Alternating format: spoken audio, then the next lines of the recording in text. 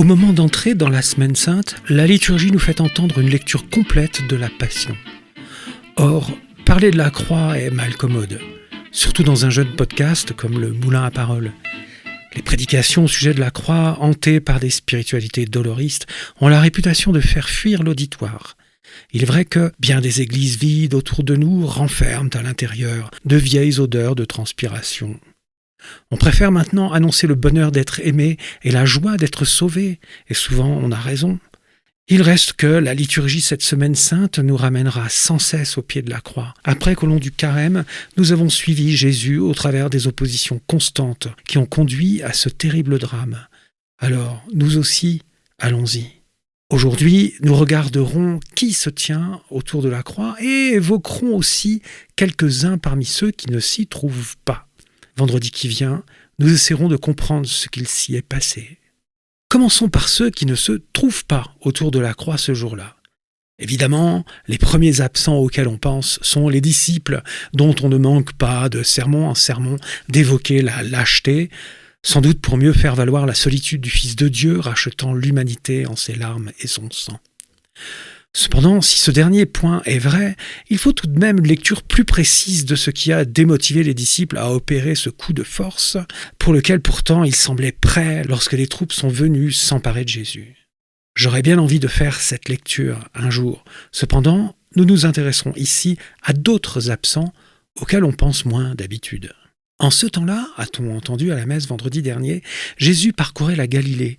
Il ne voulait pas parcourir la Judée car les Juifs cherchaient à le tuer. La fête juive des Tentes était proche. Alors les frères de Jésus lui dirent « Ne reste pas ici, va en Judée pour que tes disciples aussi voient les œuvres que tu fais. » Au chapitre précédent, en effet, on avait appris que, suite au discours du pain de vie, beaucoup de ses disciples s'en retournèrent et cessèrent de l'accompagner. Ses frères lui suggèrent donc de récupérer les disciples que Jésus a perdus précédemment. Ils le considèrent comme un nouveau chef religieux dont l'influence et la notoriété pourraient faire de lui un personnage public important. Eux se voient bien dans la cour d'un roi et ils constatent que Jésus a le vent en poupe, si seulement il avait de telles intentions. En effet, dans le même chapitre, on lit « À la vue du signe que Jésus avait accompli, les gens disaient « C'est vraiment lui, le prophète, annoncé, celui qui vient dans le monde !» Mais Jésus savait qu'ils allaient venir l'enlever pour le faire roi. Alors, de nouveau, il se retira dans la montagne, lui seul. « On n'agit pas en secret quand on veut être un personnage public, » insistent donc ses frères. « Puisque tu fais de telles choses, il faut te manifester au monde. » Cela entendu, Jésus demeura tout de même en Galilée. Mais lorsque ses frères furent montés à Jérusalem pour la fête, il y monta lui aussi, non pas ostensiblement, mais en secret. On peut proposer une explication tout à fait plausible au fait que Jésus diffère le moment où il monte à Jérusalem, comme s'il ne voulait pas être vu avec ses, entre guillemets, frères. Alors, ceux que les évangélistes désignent comme ses frères constituent un groupe à côté d'autres groupes nommés aussi dans les évangiles, comme les disciples, ou le groupe des 12.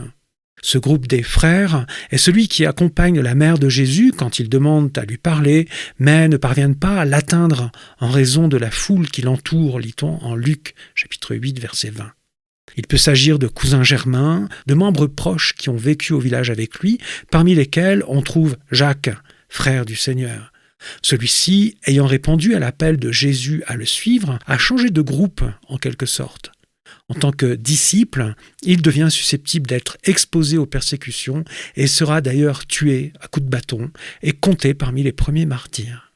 Jésus ne veut pas être reconnu avec sa famille, à la fois pour ne pas donner du crédit à une quelconque intention politique, à laquelle son entourage voudrait bien l'encourager, mais aussi pour ne pas qu'ils se trouvent impliqués eux aussi dans l'exécution qu'il subira bientôt en raison de ses motifs, entre autres.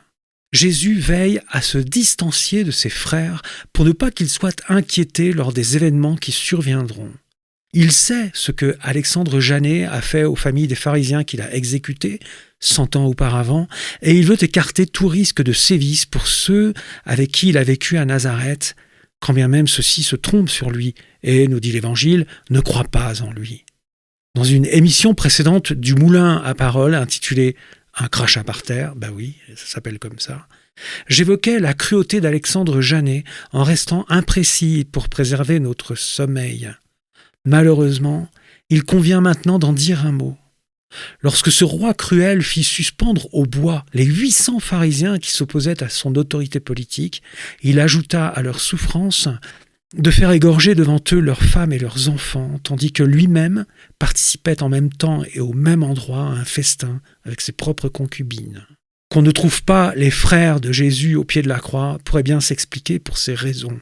À l'époque de Jésus, on n'hésite pas à s'en prendre à la famille de celui qu'on veut anéantir. La terreur infligée par ce moyen est toujours un levier puissant dans la main des oppresseurs politiques ou mafieux. Voilà ce qui concerne quelques-uns parmi les absents.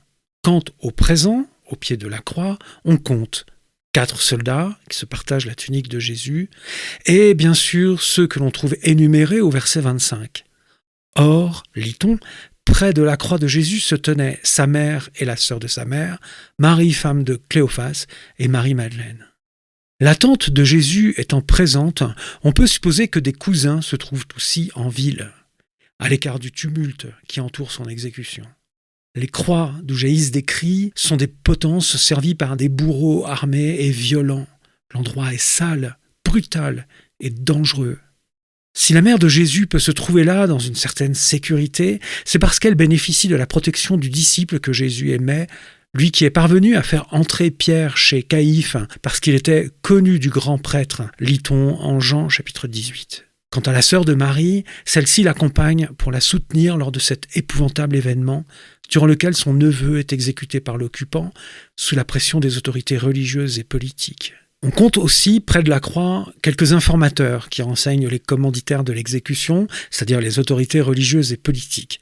Ceux-ci ayant presque immédiatement, d'ailleurs, demandé à Pilate de changer le libellé de l'écriteau placé sur la croix, bien informés de tout ce qui se passait ici. À cela s'ajoutent enfin les badauds, avides de spectacles malsains. La crucifixion est une exécution spectaculaire inventée pour frapper les esprits. En crucifiant Jésus le Nazaréen, les Romains, la puissance occupante, recueillent l'assentiment des principaux partis influents qui consentent, chacun pour des raisons différentes, à la mort de Jésus. Les pharisiens et les scribes, parce qu'ils sont jaloux, c'est Pilate qui le dit au chapitre 27 de Matthieu, et l'élite religieuse et politique parce qu'elle grenouille autour du pouvoir. Pilate réalise donc un bon coup, même si les grands prêtres grincent un peu concernant l'écriteau disant « roi des Juifs » et auraient préféré « voici ce qui arrive à celui qui prétend être le roi des Juifs ». Mais tout va bien en définitive. La situation aurait pu être plus coûteuse en soldats et la préservation de l'ordre public plus compliquée s'il avait fallu crucifier Barabbas. Tandis que les zélotes ou les sicaires ne bougeraient guère pour ce Jésus qui, somme toute, ne s'était jamais prononcé en leur faveur contre les politiques ou contre l'occupant. Il reste que le périmètre autour d'une crucifixion est un endroit extrêmement dangereux. La croix n'est pas un lieu fait pour nous. La croix n'est un lieu fait pour personne. Pourtant, c'est par ce supplice qu'est mort le Fils de Dieu, notre frère. En préparant une autre émission pour le Moulin à Parole, je suis tombé sur cette anecdote concernant saint François d'Assise.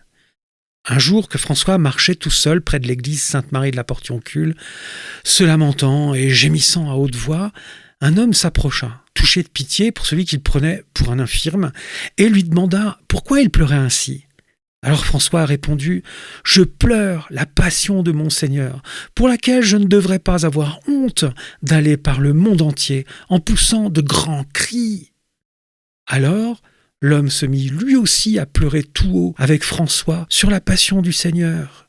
C'est un de ces moments où François a compris le bien qu'il pouvait faire aux autres en parlant simplement de la croix de Jésus.